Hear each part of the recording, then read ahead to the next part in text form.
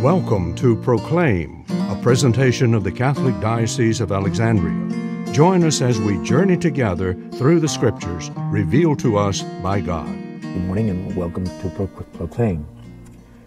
Now that the first disciples have joined Jesus, we find an event that is, again, truly surprising. It says, "Then they came to Capernaum, and on the Sabbath he entered the synagogue and taught."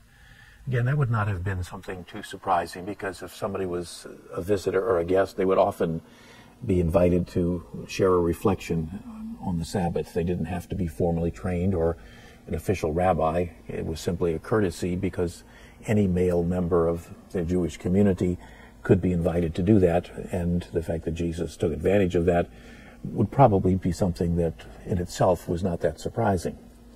It says, "The people were astonished at his teaching, for he taught them as one having authority and not as the scribes."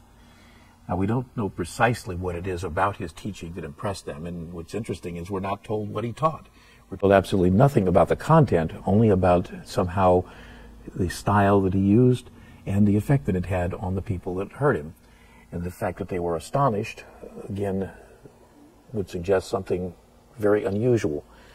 What was it they were comparing to? That he was teaching with authority and not as the scribes.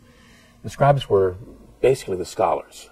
Many times they're identified with the Pharisees, and that could very often be the case. But the word scribe is more the idea of the scholars of the law. And so they were ones that, when they taught, they would almost always quote from authorities of the past. They would never dare to speak in their own name.